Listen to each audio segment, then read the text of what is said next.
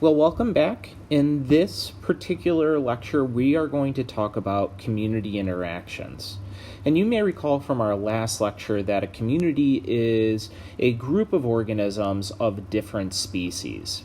Now, when we talk about community interactions, we may also be talking about interactions that occur within a population. In other words, we can talk about interspecies interactions, ones that occur between species, or we can talk about intra-species interactions, ones that occur within a species. And we see both of these playing a role in the interactions that we're going to observe in a community. So let's start off with a brief definition, and here we're talking about interactions that occur within communities or between communities and within populations. And there are three main types: what we call competition, predation, and symbiosis. And we're going to talk about examples of each of these with the remainder of our time. Let's start off with predation. And as many of you know, predation is when one organism pursues and consumes another one. We know of many examples of predators and preys. For example, how a hawk might hunt a mouse. We saw this example with the rock pocket mouse. Bats feed off of insects. Venus flytraps also feed off of insects. But we also can talk about predator-prey relationships between organisms that eat plants and the plant itself. For example, a deer in a shrub is a specific type of predation that we call herbivory. And we'll talk about this and other types of predation examples and how we categorize organisms based on their predation relationships in a future lecture. Next, let's talk about competition. Competition occurs when two or more organisms are using the same resource at the same time. And competition will drive natural selection. We talked about how with natural selection, variation within species and overproduction of species can create competition. And so this is going to be a driving force here. And in fact, there are going to be certain traits that allow for organisms within a species, or that allow maybe a certain population to survive better than another population. And so things that organisms might compete over would include food or other resources, habitats, niches, and even mating. For example, we find many examples of mammals in which males will compete for the ability to mate with a female. And that, in fact, we see this with aquatic organisms like fish as well. But again, one thing that's very important here to keep in mind is that for competition to occur, there has to be a limitation of resources. If resources are abundant, for example, if there is a period of lots of rain and water may typically be a limiting resource, then it's not in these cases where the rain is occurring. However, during a drought, then we might find competition for water or other abiotic factors.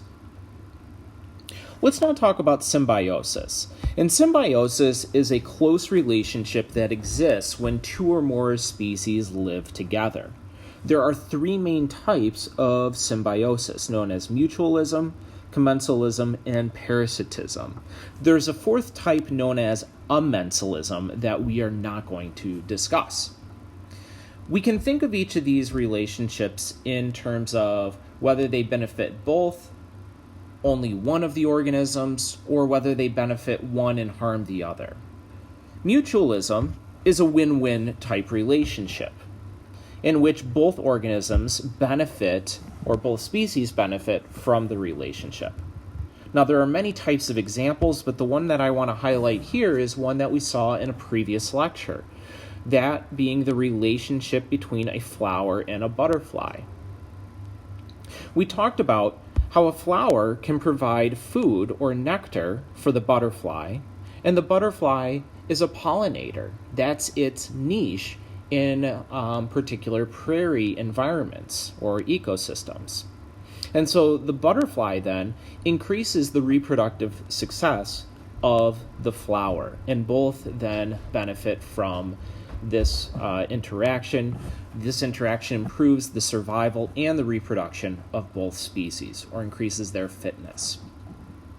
In commensalism, what we find is that this relationship is going to benefit one organism and then neither help or harm the other organism.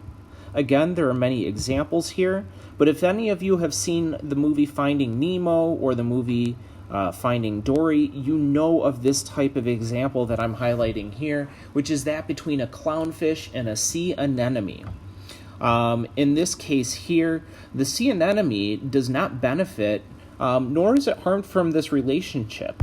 Instead, we know that the clownfish gains a habitat and gains protection. It is resistant to the stinging of the sea anemone, though other predators that may hunt the clownfish are not resistant to that stinging. And also the clownfish may get food in the local area, again, because that habitat is protected by the sea anemone's characteristics.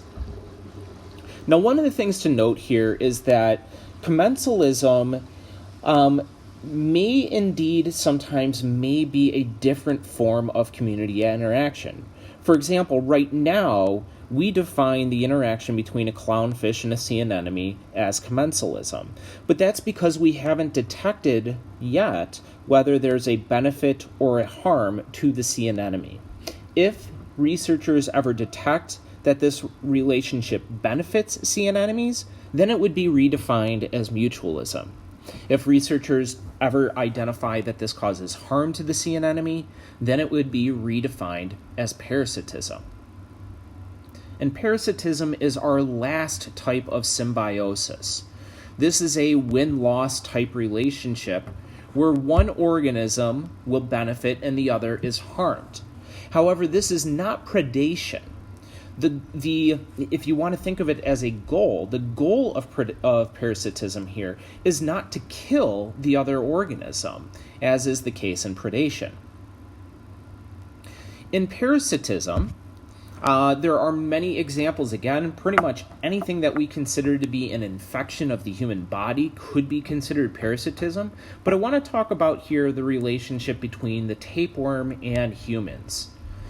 In this case here, the tapeworm gains food and nutrients from what we eat, and in return, the tapeworm basically is stealing the nutrients from the human. And so the human may become weak, the nutrients are going to be lost, it may lead to weight loss, and also nausea. And in some extreme cases, this may cause death of the human.